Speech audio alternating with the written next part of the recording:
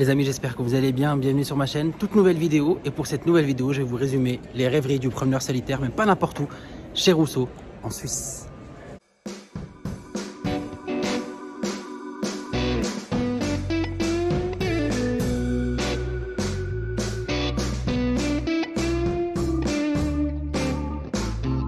Avant tout, n'hésitez pas à vous abonner à la chaîne si ce n'est pas déjà fait et activer la cloche des notifications pour ne rien louper des prochaines vidéos. C'est toujours sympathique comme d'hab. Et comme je le disais, je vais essayer de vous résumer les rêveries du promeneur solitaire, le dernier livre écrit et du coup inachevé de l'auteur. Et pour l'occasion, je me trouve à Genève en Suisse, ville natale de Rousseau, Jean-Jacques Rousseau, à ne pas confondre avec Louis Rousseau qui lui a écrit les Codes Rousseau. C'est une autre philosophie, on va dire.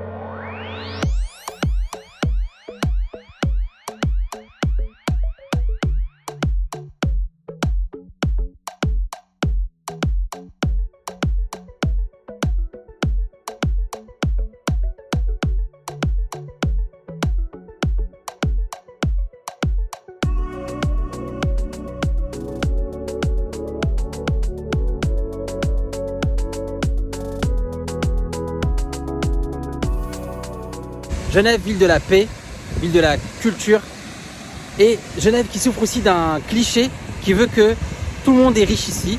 Et moi je voudrais déconstruire ça, c'est pas vrai, hein. La preuve, il y a un gars, ça fait un siècle qu'il a une fuite d'eau et il a toujours pas l'oseille pour la réparer.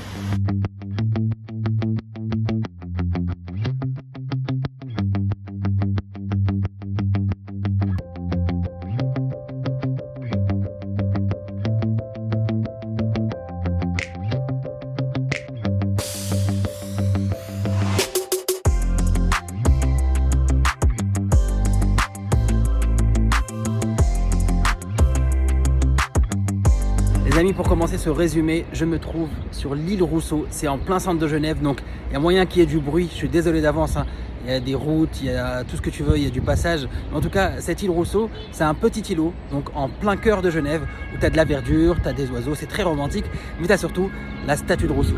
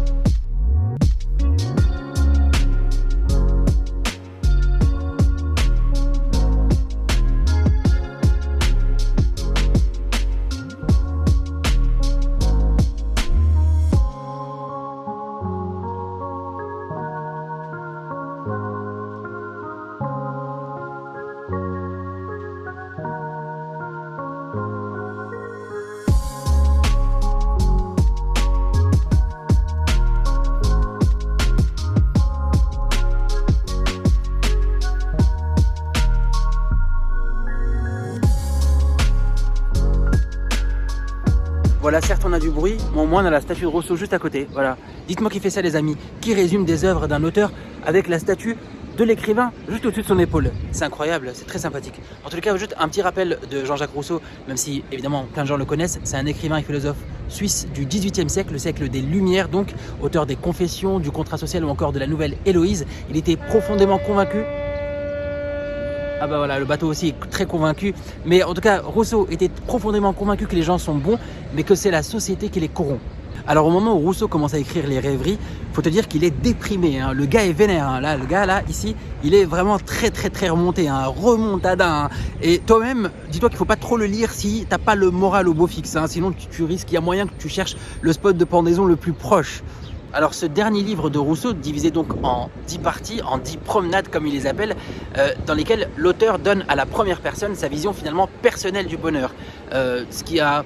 Pour lui, le bonheur, c'est un état possible grâce à un retour vers la nature, vers les choses simples de la vie, comme le fait de marcher, ce qu'on a fait un petit peu ensemble, le fait de contempler ce qu'il y a de plus simple et de plus sain autour de nous. Et dans ce livre aussi, Rousseau est forcé de constater son extrême solitude, due notamment à l'indifférence des gens à son égard. Alors évidemment, tu l'as compris, Les Rêveries est un livre où Rousseau, ici même, toujours, hop, ici même, on a gros sur la patate, il n'y a aucun souci. Mais si tu ne l'as pas encore lu, je voudrais vraiment te donner envie de le lire, si ce n'est pas encore fait, en te disant qu'il y a vraiment des passages magnifiques, hein. Il y a vraiment des perles, en même temps c'est du Rousseau. Et il y a notamment une phrase moi, qui m'a interpellé, je vais essayer de la retranscrire telle quelle, je vais essayer de m'en rappeler, où il dit « Ne pas dire ce qui est faux et dire ce qui est vrai sont deux choses complètement différentes ». Et c'est magnifique, je te promets, hein. Si je te dis pas que c'est du Rousseau, il y a moyen que tu crois que c'est un pote défoncé qui t'envoie ça par message à 3 h du mat, qui se prend pour un philosophe, mais c'est juste un philosophe de oui. Les rêveries, comme le dit Rousseau dans le livre, ne sont pas des confessions, hein, mais bel et bien des feuilles de rêverie, des feuilles de méditation destinées à lui-même, où, comme je disais, il évoque son décalage avec la société, son aversion pour le mensonge ou encore l'abandon de ses propres enfants, à lui, à Rousseau. Et il y a aussi quand même des passages très positifs et optimistes, comme quand, moi j'aime bien, quand ça part complètement en documentaire sur la botanique, ou encore quand il évoque Madame de Warrens, qui était comme une mère pour lui et qui a façonné son jeune esprit. Tu l'as compris, dans ce qui est son dernier texte, Rousseau aborde plusieurs thématiques qui lui sont chères, comme les rapports sociaux, la recherche de soi, de l'authentique, du retour vers la nature, mais aussi de la solitude et évidemment les fondements même de la connaissance et de la morale. Voilà les amis, j'espère que ça vous a donné envie de lire Les Rêveries du Promeneur Solitaire. En tout cas, moi j'ai pris beaucoup de plaisir à vous le résumer. Si vous avez aimé cette vidéo, comme d'habitude, n'hésitez pas à laisser un petit pouce bleu, c'est toujours sympathique, à partager et à me dire en commentaire ce que vous en avez pensé. À la prochaine, ciao.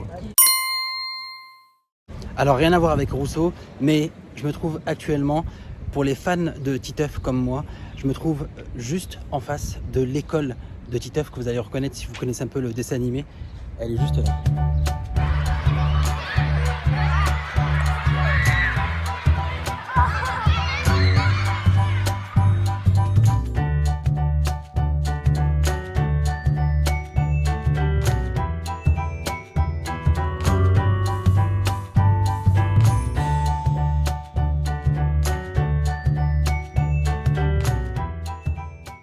Et en fait, pour la petite histoire, c'est l'école de Titeuf, parce que le créateur et dessinateur de Titeuf, donc Zep, travaillait dans l'atelier qui est juste en face, ici.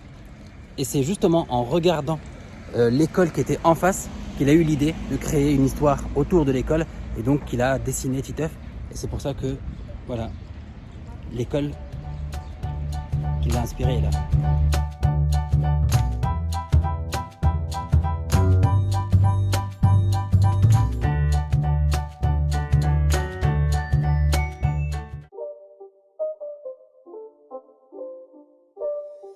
It's not a game, it's a rich thing.